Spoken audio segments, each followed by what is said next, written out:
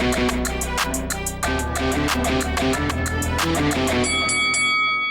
guys, welcome to Boxing Squared for boxing news and views from around the internet.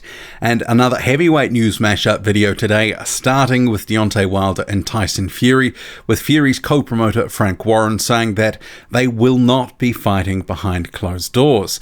He says it just won't happen. These guys are too big a names to be fighting behind closed doors. No one knows what's happening day to day. All we can do is hope for the best and push it back as far as possible, so October looks like the date for the fight. The commission in Nevada has said no boxing for the foreseeable future, and Las Vegas has closed down all the casinos. It's like a ghost town there. And Tyson's got Deontay Wilder's number, even if they fought in 10 years. Meanwhile, the rebroadcast of Wilder Fury 2 has drawn in approximately 447,000 viewers, according to Nielsen Media Research. And that lands it as the best performing pay-per-view replay since the first fight between Wilder and Fury in December 2018, when it was rebroadcast on Showtime and drew 488,000 viewers. That's according to BoxingScene.com. Meanwhile, Frank Warren is comfortable with the decision he made to push back Joyce versus Daniel Dubois, which originally was scheduled for April the 11th. He says, yeah, we had some thoughts about it, but we decided it was such a big fight and needs an atmosphere to work. We made a collective decision to push it back to July 11 because hopefully by then we might get back to normality. People who've got tickets can get a refund for the original date or hold on to their tickets for July 11 for what is going to be a great fight. It's all beyond our control. The government is being advised by scientists. The immediate impact is financial to everybody. It will be interesting to see what happens with the TV companies. Sky Sports and BT rely on subscriptions, and we don't want that to be a problem for the industry. It's tough times and no one has got a crystal ball.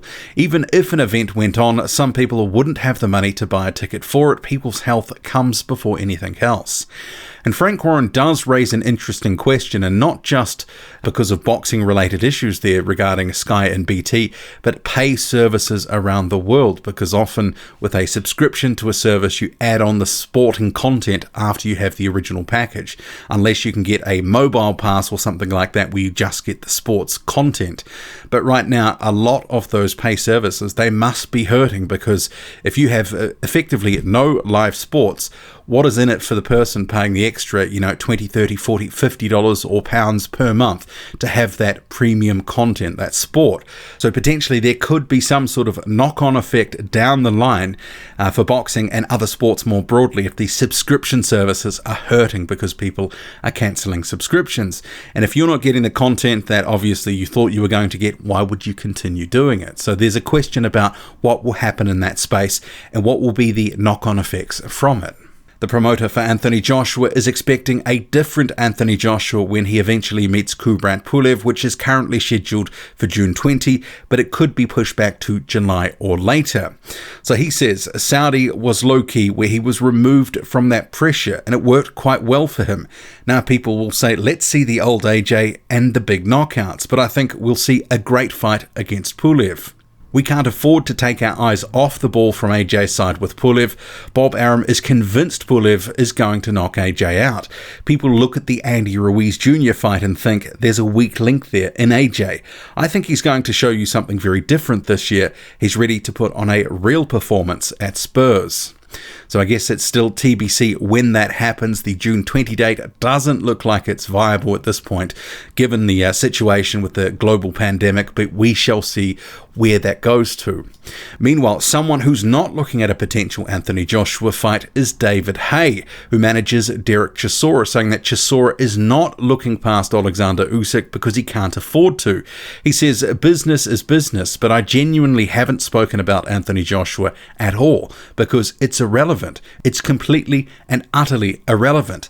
The only thing that matters, every ounce of energy, is on Oleksandr Uysk. That's it. You can't look past the undisputed cruiserweight champion. Anthony Joshua has been loosely mentioned in conversations here and there, but never about his style, what you would do against him. I've made sure he's not thinking about that at all. It doesn't matter. He has to find some way to drown Uysk. Who can drown the longest? I think Dereck can. He's been drowning his whole career, gasping for oxygen, being out of shape. He is used to fighting on empty. Can Uysk fight on empty? Boxing manager Martin Mikalajic has confirmed his company BDEF Sports has signed American heavyweight Nick Asberry, who has a record of 9-1-0. So Asberry, his claim to fame, probably at this point, is back in 2019 when he accused Tyson Fury, and this was several months after the fact, of tampering with gloves for sparring sessions. So you can see here on screen, this is some of what Nick Asberry was talking about with gloves that Tyson Fury had used in a sparring session. And that was ahead of the first Deontay Wilder fight. So it's still unclear why Nick Asberry had waited several months before posting about Tyson Fury's gloves. Heavyweight Travis Kauffman has announced that he has tested positive for coronavirus and is in self-isolation.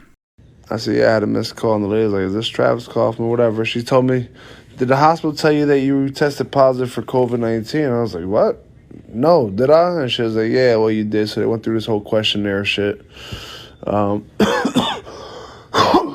Meanwhile, another heavyweight, Jarrell Big Baby Miller, is obviously struggling with the downtime. And he is saying that on his social media that he wants to have roast sessions with fans. I'm going to set it up, though. I'm going to set a day and a time.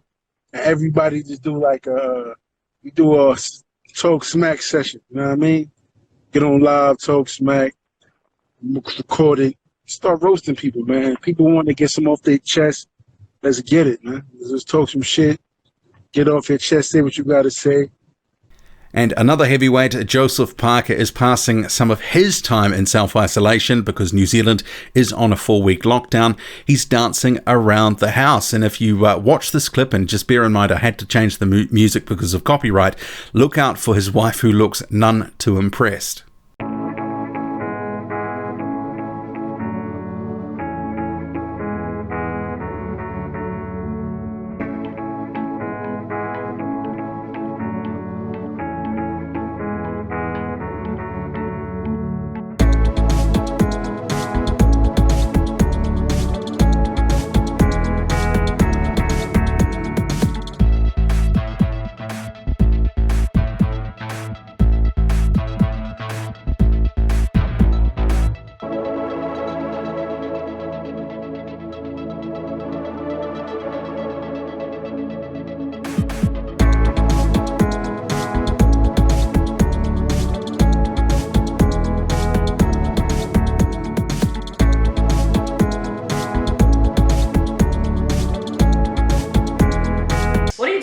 I'm training.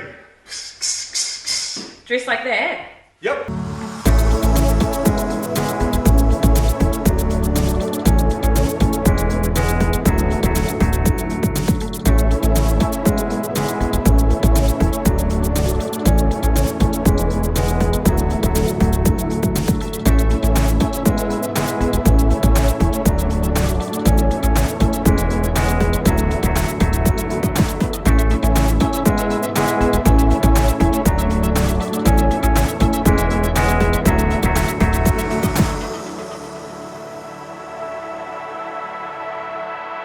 What do you make of it all?